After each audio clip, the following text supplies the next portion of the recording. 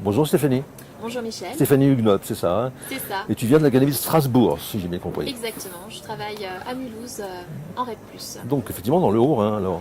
Exactement. Voilà. Et si j'ai bien compris, tu viens présenter ici un travail sur la fabrication de livres numériques par les tout petits, hein. Et moi ce que je ne savais pas, ce que j'ai bien compris, c'est qu'on scolarisait les moins de 3 ans et que tu les accompagnais. Alors explique-nous tout ça. Voilà. Voilà, Ah, donc je travaille en classe passerelle, donc c'est un dispositif innovant qu'on ne trouve pas dans toutes les villes. Donc c'est un partenariat entre l'éducation nationale et la ville de Mulhouse. oui. Donc je travaille en binôme avec une éducatrice de jeunes enfants.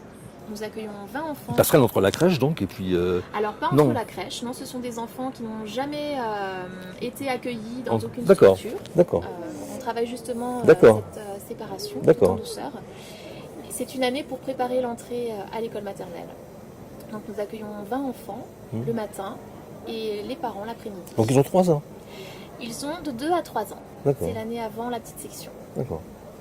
Alors, pratiquement, pour ce qui concerne le numérique, moi, puisque c'est le sujet quand même, c'est le thème de cette Tout à fait. hein, concernant le numérique, comment agis-tu pour la découverte peut-être explique-nous. Voilà, donc j'utilise une tablette, un iPad, avec l'application Book Creator. Un seul pour tout le monde. Alors, oui, Oui. on n'en a qu'une. Donc voilà, on fait avec les moyens du bord, mais on peut déjà faire beaucoup de choses avec Bien sûr, une bien sûr. tablette. Et donc mes objectifs Mais sont... du coup, ça reste dans le thème, pardon, ça reste dans le thème de cet événement, parce qu'il s'agit de partager. Il s'agit de partager, exactement. Donc je crée des livres numériques à la fois pour développer le langage, faire le lien également entre la langue maternelle de l'enfant et le français. Donc avec les parents, nous traduisons des albums dans la langue maternelle pour permettre aux enfants d'accéder au sens et de mieux comprendre ensuite les histoires en français, d'intégrer le vocabulaire plus facilement. Des petits albums également pour faciliter les transitions dans la matinée avec des supports photos. Des albums où les enfants peuvent s'enregistrer pour commenter, on entre dans le langage d'évocation, et puis également des supports pour les parents afin de leur permettre de voir l'évolution de leur enfant. Et donc c'est publié tout ça. Alors c'est pas publié, mais c'est à disposition pendant l'accueil. D'accord. Les parents peuvent consulter C'est la tablette une manière de avec, publication, une avec publication l'enfant. restreinte, Oui, oui. tout à fait. Oui. On a également un petit recueil de toutes les comptines. Les parents sont très en demande de savoir ce que leur enfant chante quand il commence à dire quelques mots. Donc ça leur permet ensuite de les reprendre à la maison, de les partager. Et l'idée de publication, elle est pas, enfin au-delà Alors ce serait sans doute l'étape suivante. Pour l'instant, c'est vrai que voilà, c'est les débuts, on tâtonne, j'essaye des choses. Oui, ça pourrait tout à fait...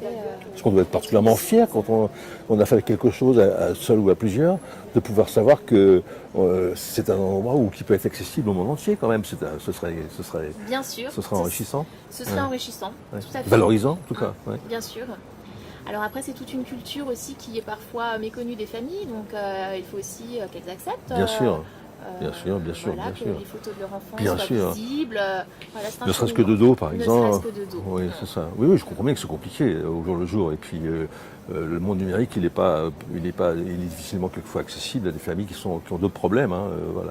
Donc, j'ai bien compris aussi, donc, il y a pas mal d'enfants, ou tous peut-être, qui viennent qui sont pas forcément d'origine française, qui sont d'origine étrangère, Tout à fait. donc qui arrivent avec leur langue, leur culture, et puis donc il faut intégrer tout ça. Ouais. C'est un moyen à la fois de valoriser la langue des familles, mais aussi de faire la transition vers le français, de faire des allers-retours, des ponts pour faciliter la compréhension. C'est vrai qu'on observait avec ma collègue que de nombreux enfants décrochent durant les regroupements pendant les temps d'histoire parce qu'ils ne comprennent pas et le support des images ne suffit pas toujours. Donc quand on peut leur proposer l'histoire racontée dans leur langue maternelle, donc souvent amont du livre, le parent vient vraiment raconter l'histoire aux enfants dans la langue. Et voilà, il se passe des petits déclics. D'accord. Et donc ça permet de garder une trace. D'accord. Et donc tu présentes tout ça demain matin sur un après-midi. Pardon, excuse-moi. Tu me l'as dit en plus, mais cet après-midi, à quelle heure pour que je sache Alors je le présente 2 fois, à 14h et à 16h30. Voilà. Et sur un Explore Camp là-bas dans la salle. Tout à fait. Bon.